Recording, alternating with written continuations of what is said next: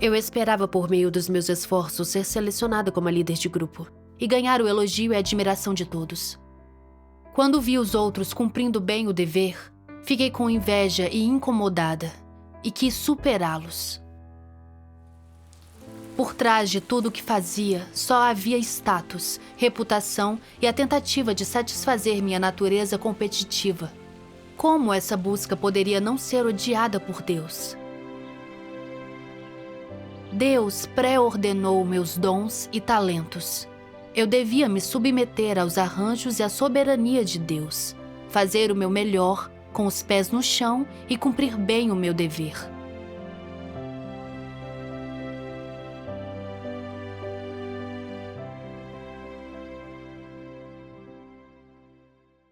Em outubro de 2020, aceitei a obra de Deus Todo-Poderoso nos últimos dias.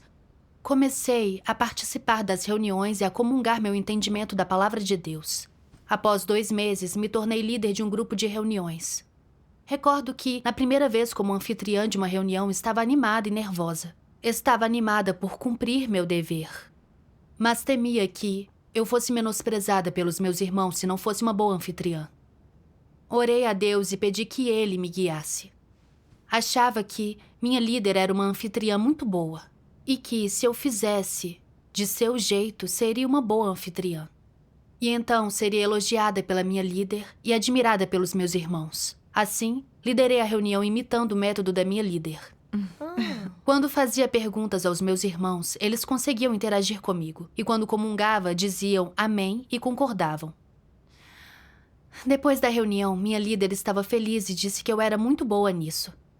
Fiquei feliz e orgulhosa quando ouvi o elogio da líder. Não demorou e fui promovida a diaconisa de rega. Fiquei entusiasmada e pensei que a líder deveria achar que eu tinha calibre bom para me dar esse dever. No início, eu não soube como cumprir o dever. Mas não quis decepcionar meus irmãos. Assim, em cada reunião, meu foco era encontrar os elementos cruciais discutidos pela palavra de Deus. Deste modo, minha comunhão seria clara e abarcaria os pontos-chave. Os outros pensariam que eu entendia bem a palavra de Deus e me admirariam. Mas depois da minha comunhão, ao ouvir a comunhão dos outros, eu percebi que minha comunhão não era tão clara quanto a deles. Fiquei preocupada e pensei, agora os recém-convertidos não pensarão que comungo bem, e sua atenção se voltará para os outros irmãos. Temi não ser admirada por eles. Por isso procurei por jeitos de comungar melhor. Mas não consegui me acalmar para contemplar a palavra de Deus. Quanto mais desejava comungar bem, pior minha comunhão se tornava. É normal ficar preocupada em comungar bem quando começa a liderar reuniões. A chave para comer e beber a palavra de Deus é se acalmar e contemplar com cuidado. Sim. Só assim Deus nos iluminará e guiará para que nossa comunhão ofereça alguma luz. Certo. Se lemos a palavra de Deus como quem estuda um texto, é difícil ganhar o esclarecimento do Espírito Santo. Sim. Mas não percebi isso na época. Temia. O que meus irmãos pensaram de mim? Minha líder ficará decepcionada comigo? Por que minha comunhão não é tão clara quanto a dos outros? Por que comungam tão bem e eu não consigo? Na época, fiquei muito frustrada e quis trabalhar mais do que eles e ultrapassá-los. Alguns meses depois, devido às necessidades do trabalho, fui enviada para pregar o evangelho. Quando cheguei no grupo, perguntei quem era o líder do grupo e o líder da igreja. Pensei que, contanto que me esforçasse, eu poderia ganhar a aprovação do líder da igreja e me tornar líder de grupo. Assim, cada vez mais irmãos me admirariam. Na pregação, eu orava e confiava em Deus quando havia coisas que não entendia. Depois de um tempo, obtive alguns resultados bons e fiquei muito feliz. Mas também me senti culpada, pois sabia que era uma atitude errada. Só queria que outros me admirassem. Não cumpri bem o meu dever.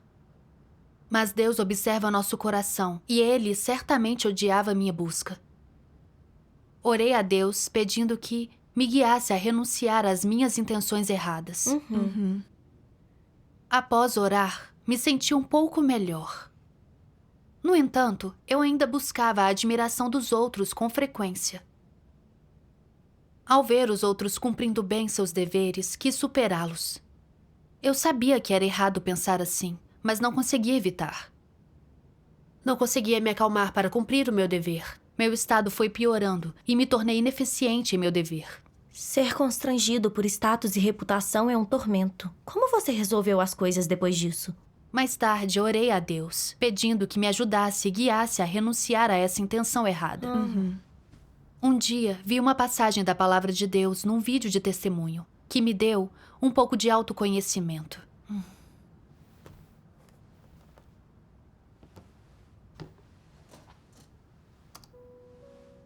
Deus Todo-Poderoso diz: os anticristos sempre cumprem seu dever relutantemente a fim de obter bênçãos. Também investigam se serão capazes de se exibir e de ser admirados por meio do cumprimento de um dever, e se o Alto ou Deus saberão se eles cumprem esse dever. Tudo isso são coisas que eles consideram quando cumprem um dever. A primeira coisa que querem determinar é quais benefícios eles podem obter cumprindo um dever e se eles podem ser abençoados. Essa é a coisa mais importante para eles. Eles nunca pensam em como considerar a vontade de Deus e retribuir o amor de Deus, como pregar o Evangelho e testificar de Deus para que as pessoas ganhem a felicidade e a salvação de Deus. Também nunca buscam entender a verdade ou buscam como resolver seus caracteres corruptos e viver uma semelhança humana. Nunca consideram essas coisas. Eles só pensam em se podem ser abençoados e ganhar benefícios, em como se estabelecer na igreja e na multidão, em como ganhar status, em como fazer com que as pessoas os admirem e em como se destacar e se tornar o melhor. Eles não estão dispostos a ser seguidores comuns. Sempre querem ser o primeiro na igreja, ter a última palavra, tornar-se o líder e fazer com que todos os ouçam. Somente então podem ficar satisfeitos. Vocês podem ver que o coração dos anticristos está cheio dessas coisas. Eles se despendem genuinamente por Deus? Eles cumprem seus deveres genuinamente como seres criados? Não. O que então eles querem fazer? Deter poder. Isso é correto. Eles dizem: no que diz respeito a mim, no mundo secular, quero me sobressair a todos os outros. Devo ser o primeiro em qualquer grupo. Eu me recuso a ser o segundo e jamais serei um seguidor. Quero ser líder e ter a última palavra em qualquer grupo de pessoas em que eu esteja. Se eu não tiver a última palavra, encontrarei um jeito de convencer todos vocês, de fazer com que todos vocês me admirem e com que me escolham como líder. Assim que eu tiver status, você terá que fazer as coisas do meu jeito e deverá ficar sob o meu controle. Não importa que dever os anticristos cumpram, eles tentarão colocar-se em posição de sênior e assumir o comando. Eles nunca poderiam tranquilamente ser seguidores comuns. E o que é que mais os excita? É estar na frente das pessoas, dando ordens e repreendendo pessoas, obrigando-as a fazer o que eles dizem. Eles nunca pensam em como cumprir devidamente o seu dever. Muito menos procuram, enquanto cumprem o seu dever, os princípios da verdade, a fim de praticar a verdade e satisfazer a Deus. Em vez disso, quebram a cabeça à procura de formas de se distinguir, de fazer com que os líderes os estimem e os promovam, para que eles mesmos possam tornar-se líderes ou obreiros e possam liderar outras pessoas. É nisso que eles pensam e o que esperam o dia inteiro. Os anticristos não estão dispostos a ser liderados pelos outros, nem estão dispostos a ser seguidores comuns, muito menos a cumprir calmamente os seus deveres sem alarde. Quaisquer que sejam os seus deveres, se eles não puderem ocupar o centro do palco, se não puderem estar acima dos outros e do líder, eles não encontram propósito no cumprimento dos seus deveres e se tornam negativos e começam a ficar desleixados. Sem os elogios ou a admiração dos outros, o dever se torna ainda menos interessante para eles. E eles têm um desejo ainda menor de cumprir seus deveres. Mas se puderem ocupar o centro do palco no cumprimento dos seus deveres e ter a última palavra, eles se sentem fortificados e enfrentarão qualquer dificuldade. Eles sempre têm motivos pessoais no cumprimento dos seus deveres. E sempre querem estar acima dos outros, como meio de satisfazer a necessidade de superar os outros e satisfazer os seus desejos e ambições. Amém. Amém. Depois de ler a palavra de Deus, pensei em tudo o que tinha feito. Sentia como se todos os meus pensamentos e ações tivessem sido trazidos à luz. A palavra de Deus revelou que, num dever, os anticristos não pensam em como buscar a verdade ou cumprir bem seu dever. Em vez disso, buscam posições altas em que podem liderar os outros, nunca querem ver os outros acima deles, e trilham a senda de resistir a Deus. Sim. Lembrei-me das minhas manifestações, que eram iguais às dos anticristos. Assim que comecei, em meu dever, quis ser admirada e elogiada por todos. Por isso, imitei minha líder ao liderar reuniões. Depois de me tornar diaconisa de rega, contemplei a palavra de Deus para cada reunião, esperando transmitir os pontos-chave em minha comunhão, para que todos dissessem que minha comunhão era boa e oferecia luz. No grupo evangelístico, não pensei em como cumprir meu dever para satisfazer a Deus. Em vez disso, perguntei quem era o líder de grupo e o da igreja, esperando ser escolhida como líder de grupo por causa de meus esforços.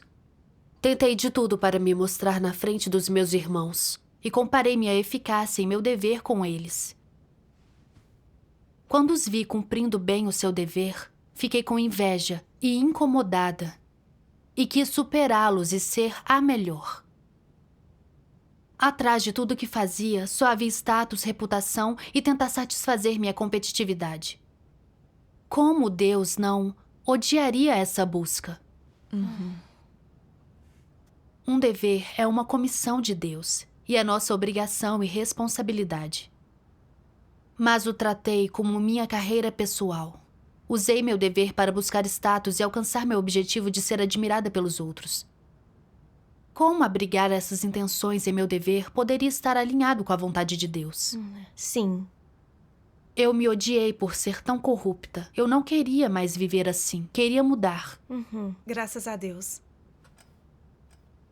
Dias depois, fui transferida para outro grupo para espalhar o evangelho. Quando cheguei, só quis concentrar-me no trabalho evangelístico e cumprir meu dever.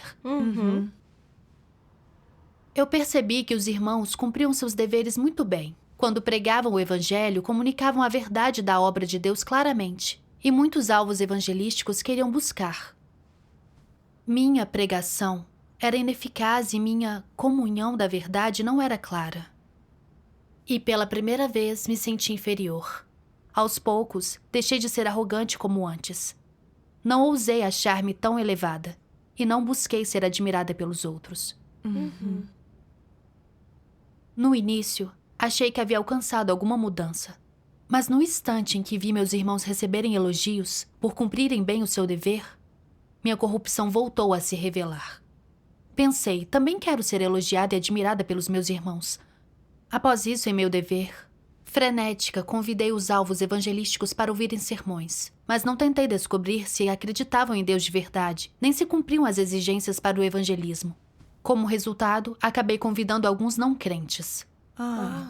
Isso é pregar sem princípios e mostra não entender os alvos evangelísticos. Logo, é trabalho inútil. Sim. Naquela época, fiquei triste. Cumpri meu dever de modo ineficaz. O que meus irmãos pensaram de mim? Pensarão que sou pior? Naqueles dias, estava muito negativa e queria chorar durante as reuniões. Mas lembrava de uma passagem da Palavra de Deus. Deus diz: vocês não estão cientes que estou falando sempre sobre as coisas sem medir palavras? Por que vocês continuam a ser obtusos, entorpecidos e estúpidos? Vocês deveriam se examinar mais e vir com mais frequência diante de mim para o que não entenderem. A palavra de Deus me lembrou. Certo, devo refletir e examinar se tenho intenções incorretas em meu dever. Por meio da reflexão, percebi que meu problema tinha retornado. Eu quero ganhar a atenção e a alta estima das pessoas ao cumprir o meu dever. Ao perceber isso, fiquei agoniada.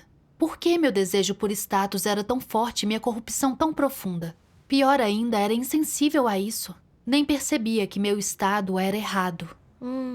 Mais tarde, quando discuti meu estado com uma irmã, ela me enviou uma passagem da Palavra de Deus. Finalmente ganhei algum entendimento sobre mim depois de a ler.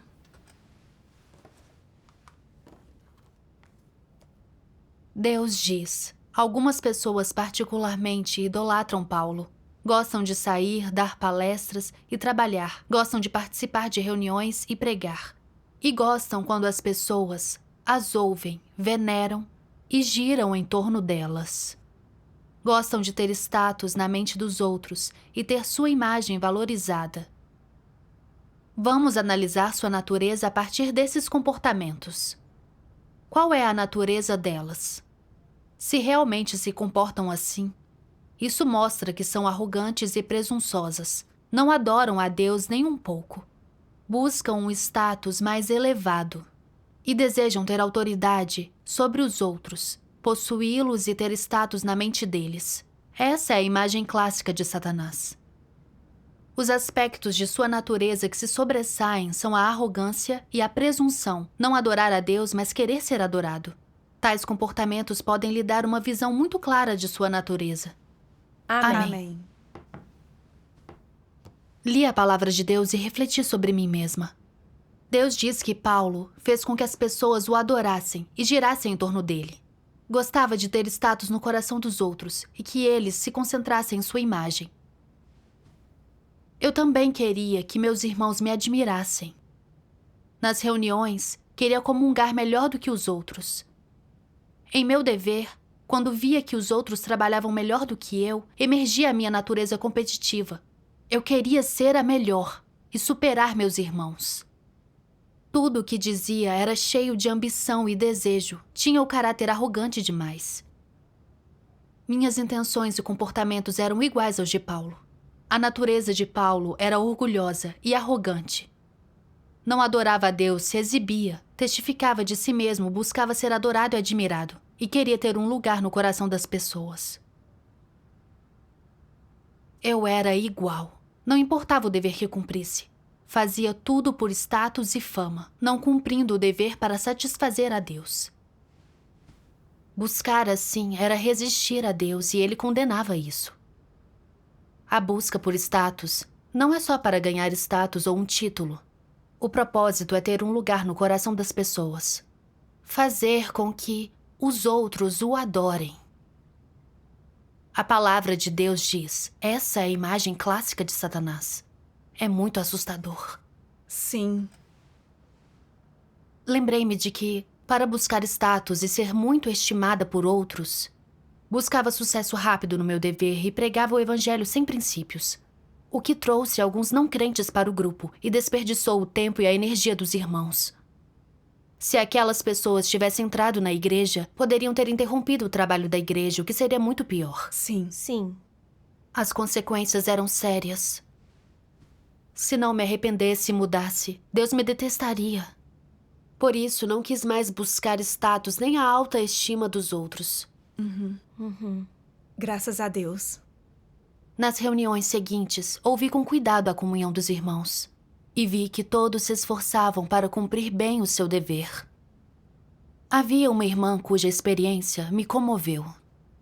Ela comungou sua confiança em Deus para superar dificuldades em seus deveres e como trabalhava espalhando o evangelho.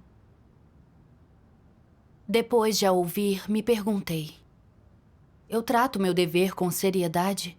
Estou praticando de acordo com a palavra de Deus?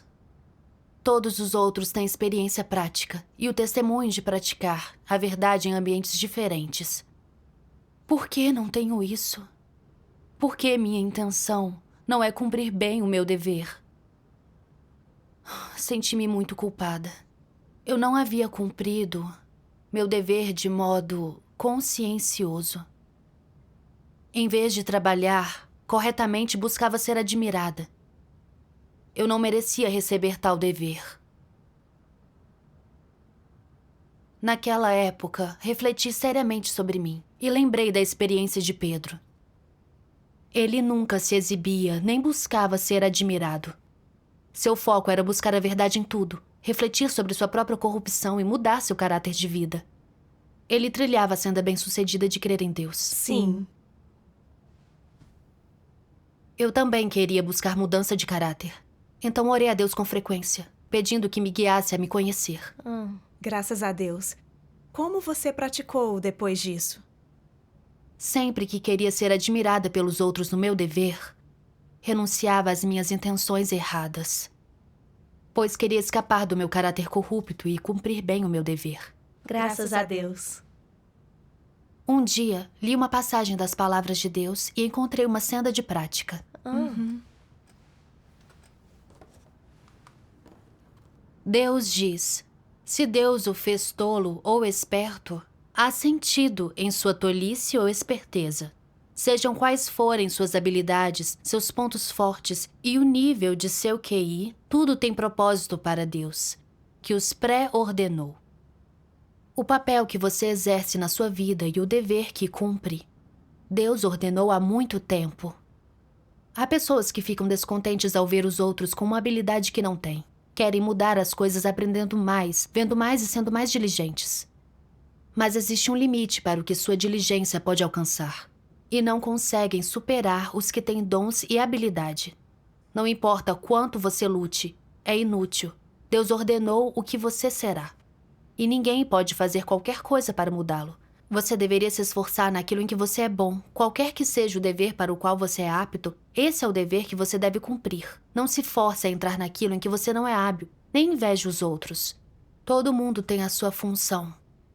Não pense que consegue fazer tudo bem, nem que é mais perfeito que os outros. Sempre desejando tomar o lugar dos outros e se colocar na vitrine. Isso é um caráter corrupto. Alguns acham que não conseguem fazer nada bem e que não têm habilidade. Nesse caso, seja apenas alguém que ouve e obedece com os pés no chão. Faça o que você pode e faça-o bem. Com toda a sua força, isso basta. Deus ficará satisfeito. Amém. Amém.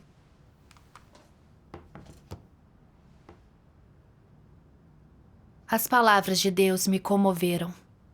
Entendi que estava exausta e passava por tanto tormento, porque não investia minha energia em cumprir o meu dever. Em vez disso, a usava para buscar status e reputação. Se o calibre de alguém é alto ou baixo, seus talentos, dons e habilidades são todos pré-ordenados por Deus. Deus só quer que as pessoas façam seu melhor dentro de suas habilidades. Ele não exige que nos destaquemos da multidão e sejamos superiores aos outros. Certo. Antes mesmo de nascer, Deus tinha arranjado tudo para mim. Deus pré-ordenou meus talentos, calibre, dons, os deveres para os quais era apta e tudo mais. Sim. Devia me submeter à soberania e aos arranjos de Deus, ficar em meu lugar, fazer o meu melhor com os pés no chão e cumprir bem o meu dever. Verdade. Certo. Graças a Deus. Depois de pensar bem, percebi que não tenho habilidades especiais. E só devo fazer o que diz a palavra de Deus. Assim sendo, seja apenas uma pessoa que ouve e obedece com os pés no chão. Faça o que pode e faça o bem. Com toda a sua força, isso basta. Deus ficará satisfeito. Amém. Agora estava pronta para praticar de acordo com a palavra de Deus e desempenhar meu papel. Graças a Deus. Estou mais relaxada cumprindo meu dever assim. Certo. Uma vez vi uma irmã cumprindo seu dever com muita eficiência. Fiquei invejosa e um pouco ciumenta. Pensei, como consegue? Senti novamente o impulso de superá-la. Mas percebi que estava expondo minha corrupção, então orei a Deus para renunciar a mim mesma. Depois de orar, pensei: todos nós temos papéis diferentes. Assim como uma máquina tem partes diferentes. E cada parte tem uma função diferente. Ela tem seus pontos fortes e alcança bons resultados em seu dever. Isso é bom. Não devo me comparar com ela, devo aprender. Certo. Certo. Depois disso, sempre que minha irmã compartilhava sua experiência e práticas em seu dever, ouvia com cuidado e fazia anotações. Também busquei a experiência dos outros no trabalho evangelístico. Durante as reuniões, eu também me acalmava e contemplava a palavra de Deus. Comungava o que eu entendia da palavra de Deus e não buscava mais a admiração dos outros. Quando praticava assim, descobri que meu desejo por status e reputação diminuía cada vez mais. Não sentia mais inveja. E me senti mais relaxada e à vontade. Sim. Graças a Deus. Graças a Deus.